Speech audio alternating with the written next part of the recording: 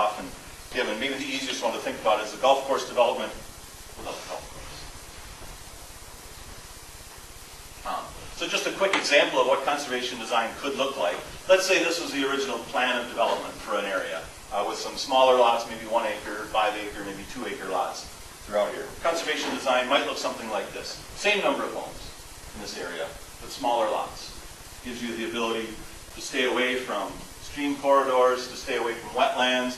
You know, if you've got a ridge line with some nice maple trees, it gives you the ability to fit your development into the land that you have to best protect the resources that are important in your community, whatever they might be. So going through a couple of these, I want to go through a couple of these scenarios and some of the results that we found. This is one for Lakewood.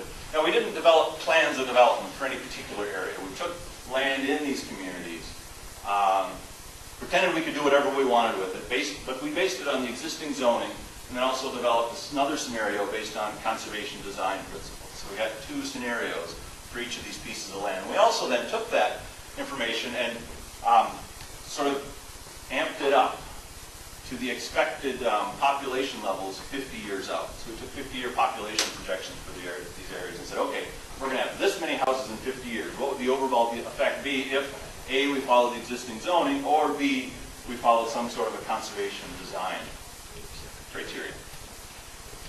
So for the Lakewood scenario, we had 15 additional lots. They averaged about 19 acres each.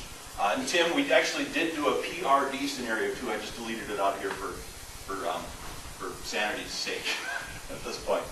But essentially, then no open space. All of the land in this area that we looked at would be developed into a parcel from this point. And then the conservation design scenario looks similar to this. And this is the Leicester River. This is actually the Leicester River flowing through here, a branch of it. 15 lots again, averaging now, instead of 19 acres, 6 acres for each of these lots.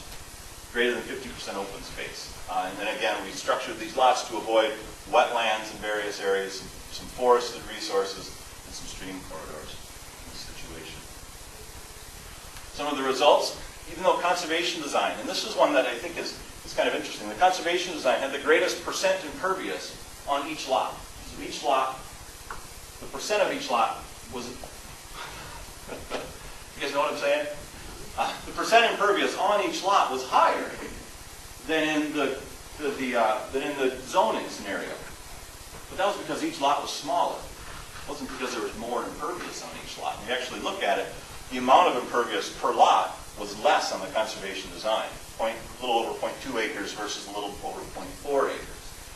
And a lot of times some of our ordinances and other things look at just percent impervious and not total amount of impervious. And sometimes some things like this can be mixed. You might initially look at this and percent impervious per lot, and you look at, goodness, that conservation design maybe isn't as good. But looking overall at the development, all of a sudden we see that overall percent impervious is half what it would be than under the existing zone. So for runoff, and this is looking at percent runoff increase over the undeveloped situation. So we also ran these runoff models for the undeveloped landscape prior to any development. And of course, one of the criteria that we had to look at was how much of the land would be cleared. We have no way of knowing that. When we have 19 acre lots, you could clear 1 acre. We figured that would sort of be the minimum, have at least 1 acre cleared. Technically, they could clear all of it. I don't expect that to happen, but they could clear all of it. And so those are sort of the 2 extremes that we ran, 1 acre all the way to everything cleared. And that's why there's these big ranges here. The blue at the bottom, that would be if 1 acre was cleared. And the top of the blue bar would be if everything was cleared, the entire lot was cleared. So there's some ranges here. But under either one of them, the conservation design runoff was 6 if it was just 1 acre cleared on both of them, up to 64% less runoff than under the existing zone. So it would be less no matter what happened here. But again, it's an unknown, what folks would do on those individual lots. Oh, here we go here. This is just looking at the same thing on a per lot. Or no, this isn't per lot. I'm sorry, that's a mistake on here. It's not per lot. So the total runoff increase just in gallons. So we're looking at, conservation design is less than 100,000 gallons up to a little over 200,000 gallons, maybe 250, 300,000 gallons. Whereas with the zoning, it would be about 350,000 gallons up to a little 800,000 gallons.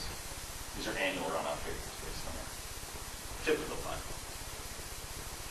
For the 50-year build-out, so again, we would be looking at, for Lakewood Township, that would be 584 homes.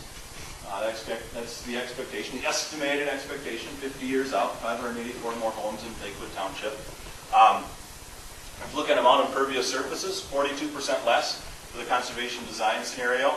Total clearing would be significantly less as well.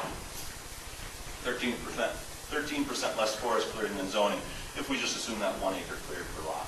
So it could be more than that as well. And then total runoff for that 50-year build-out. Again, quite a variability, particularly in zoning, because those lots are so large. It could be from 1 acre to 19 acres cleared.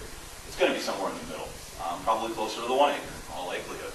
But there's certainly the potential for a lot more runoff in the zoning area. And either one, you're going to see less runoff with the conservation design.